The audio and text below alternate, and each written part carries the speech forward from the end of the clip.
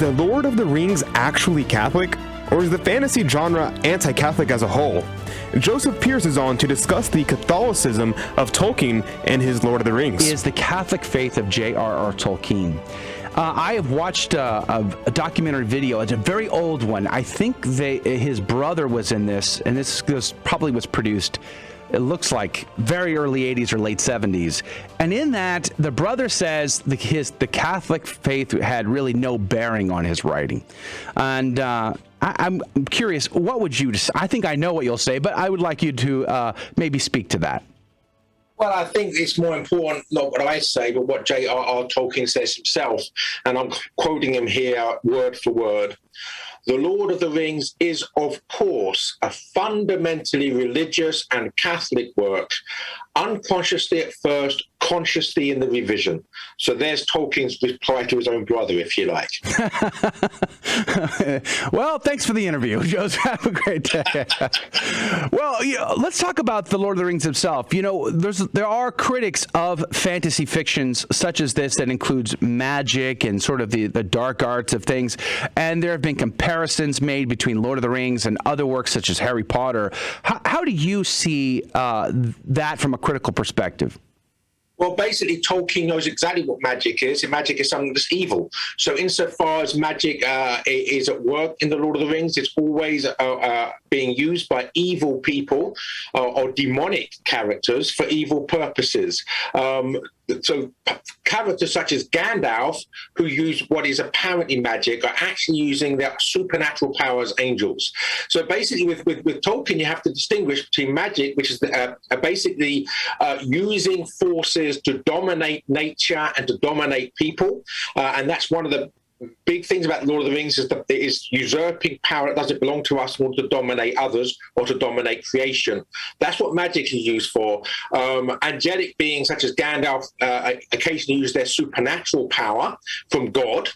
And then other characters such as elves, I mean, what the power that they have is natural in the sense that, you know, if I could fly like an eagle, I would be superhuman, but it's not unnatural for an eagle to fly. You know, I watch deer out the back here jumping over fences effortlessly. If I could do that, I would be superhuman, but for a deer, it's natural. So the powers that the elves have are just natural to elves. So you have to understand these various aspects of things, but Tolkien knows what magic is. Magic is evil, and it's always used by evil forces for evil purposes in The Lord of the Rings. One of the things about The Lord of the Rings that, now I started with the movies, obviously, like all reasonable people. We start with the movies first, and then I'm teasing. But it seems like a very complex world that Tolkien has established, is it not?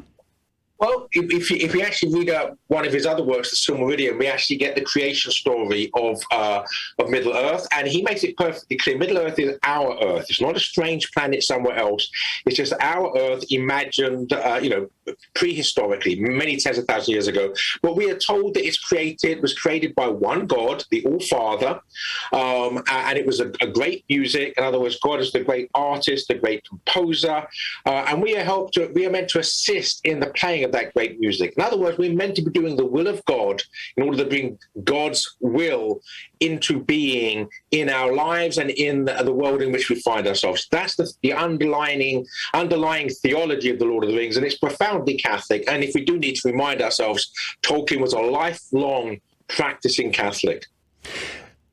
Well, compared to the other fictions that we've seen in Hollywood most recently, the Chronicles of Narnia, C.S. Lewis seems to be very overt in his Christian symbology, whereas I think in Lord of the Rings, you have to dig a little deeper, do you not?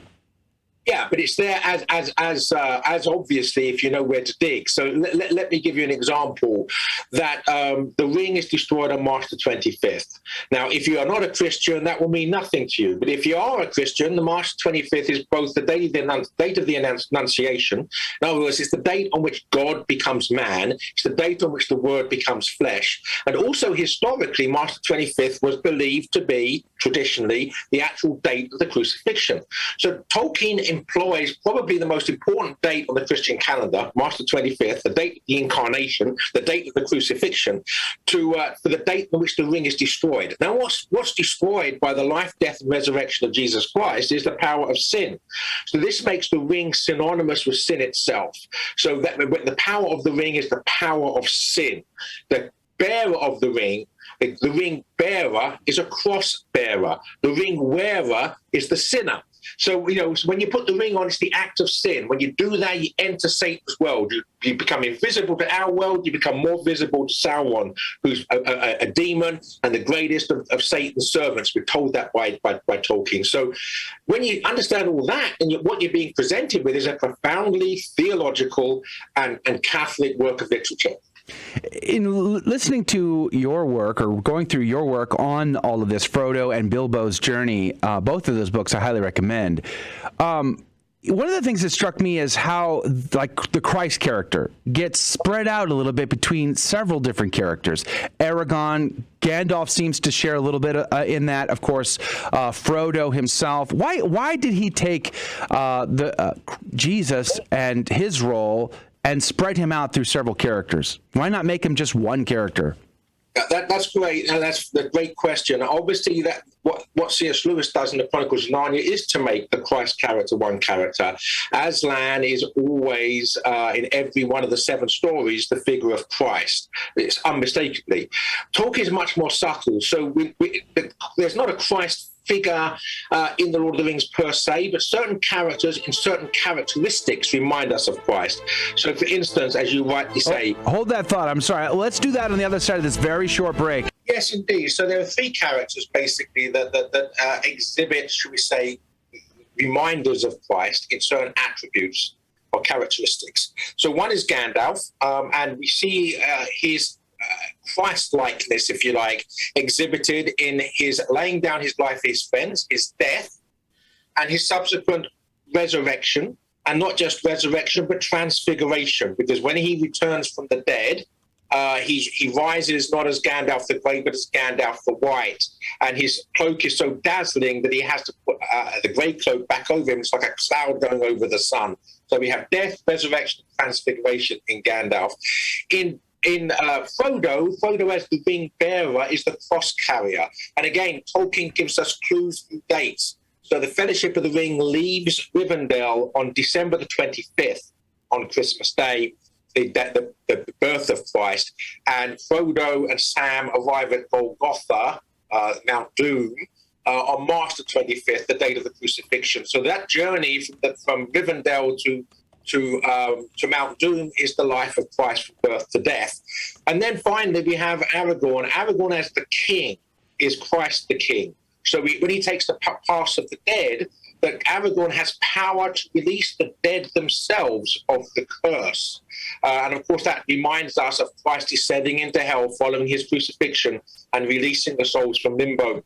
There are various attributes, and also Aragorn's power as a healer. The hands of the king are the hands of a healer. So we see various attributes of the Christ-like in various characters. Very subtle, but very real. You know, I have a special guest in the studio who is a huge fan of yours, Joseph Pearce. That's my daughter, my oldest daughter, Mary Elizabeth. She has read several of your books and really appreciates your take on this. Now, Mary, you wanted me to ask him about who was it, Eowyn? But I can't remember what you said, so why don't you ask him instead? Great going, Dad. You really, really did a good job getting me on here. Oh, my heavens. Oh, hurry. We're on the clock here, honey. So what's your question? My question was, what is the theological significance of Eowyn? Eowyn. Well, that's a great question. Now, that theological significance, the most important thing, of course, is that she, in some sense, could be seen as a Marian figure. Because when she takes on the Witch King of Angmar, he says to her, she's obviously disguised with a helmet on as a man, so do you not know that no man can destroy me? And she replies, do you not know that I am no man? And she removes her helmet. And it's the power of woman that defeats the serpent. And again, we do need to understand that the word dragon, the word worm, the word serpent, all the same thing in Old English, talks in Old English. So in slaying the dragon, and then the Witch King that's riding upon the dragon. She's a Marian figure. But then, of course, she chooses marriage. She chooses femininity. And she finds fulfillment, if you like, as a bride. And again, this is the Catholic Church is both the mystical body of Jesus Christ and the bride of Christ. Maybe that's that one flesh between the masculine and the feminine, which is the perfection, if you like, of Christ in us. So, and his mother, of course, is a huge part of that. And Eowyn expresses that Marian dimension in The Lord of the Rings. Great question. Thank you. Do you have a personal favorite Christological or typological element of The Lord of the Rings that stands out to you the most?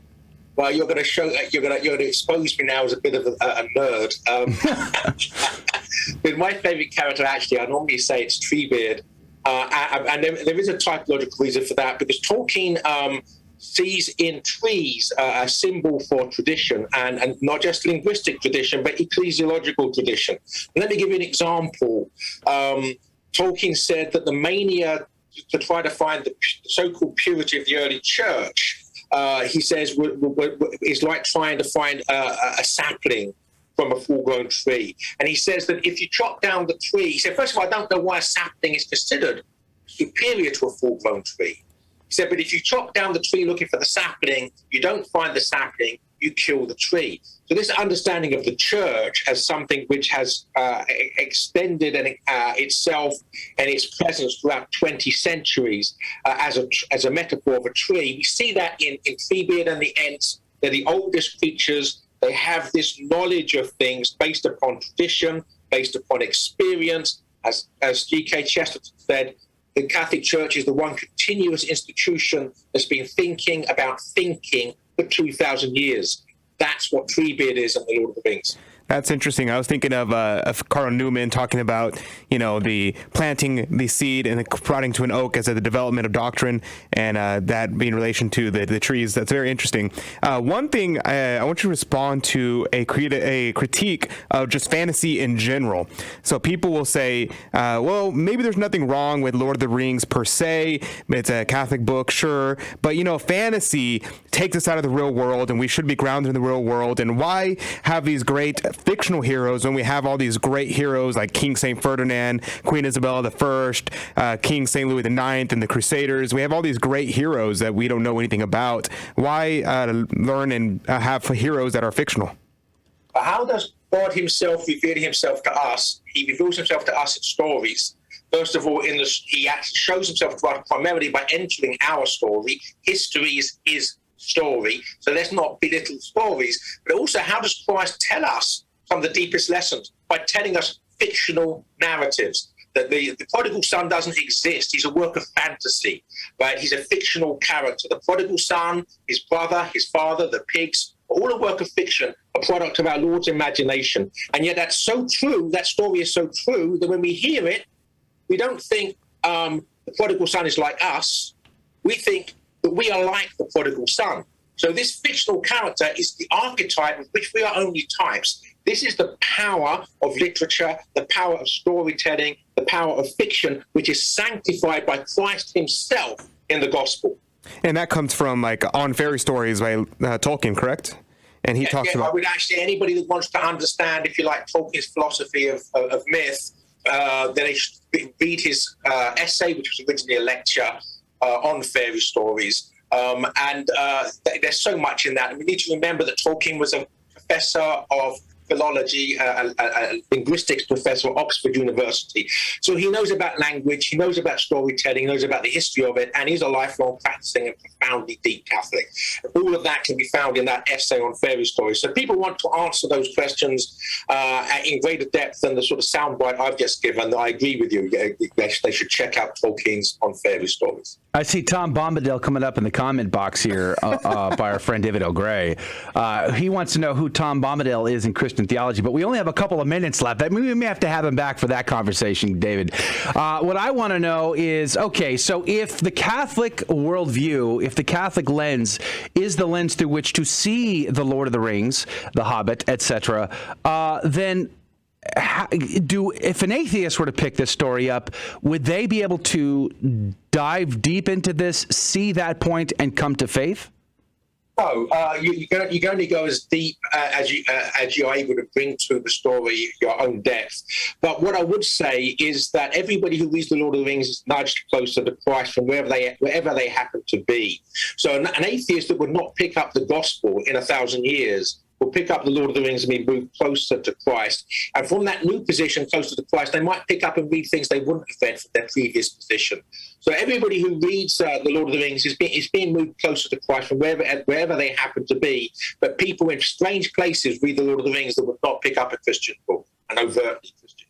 Have you had any anecdotal stories shared with you about people who have grown closer to Christ as a result of Lord of the Rings? Oh, yes, you bet. And from priest friends of mine that talk about The Lord of the Rings being major influences upon their conversion. My own, I also came to Lord of the Rings as an adult, and I would call The Lord of the Rings one of the major milestones of my own conversion to Catholicism from essentially agnosticism. So, yes, certainly Tolkien has brought many people to Christ, and as important, he strengthened the faith of many Christians. So he's a great ally in the struggle against evil, and he was given great gifts by God, 5 talents, which he used very well and wisely. Wow. Well, praise be to God. We're almost out of time now. Joseph Pearce has been our guest. His website, by the way, is jpearce.co, jpearce.co. You can find a link of all of his books there. Frodo's Journey and Bilbo's Journey are great, but there's a bunch of others as well. Don't you have a book on Tom Bombadil? Well, I'm glad you mentioned I have a chapter called The Enigma of Tom Bombadil in Frodo's Journey. Oh, that's okay. That's where I heard it. It would be answered, that question that was asked would be answered in that chapter. So maybe you need to write a whole book. Maybe that's what the Lord is prompting me to tell you. Write an entire book on Tom Bombadil. So David O'Gray will be happy in our chat box. But we'll have to have you back. I do want to talk about Shakespeare sometime. Was Shakespeare a secret Catholic? I would love to know your thoughts on that, of course, and many others. So thank you for your time today, Joseph Pearce. God love you. God bless you, and have a great day. My pleasure. God bless you. All right, praise be to God. If you like that interview, then be sure to check out some of our other interviews that you might find fascinating. And don't forget to like and subscribe and share this interview with someone that you think will find this informative and inspiring. God love you.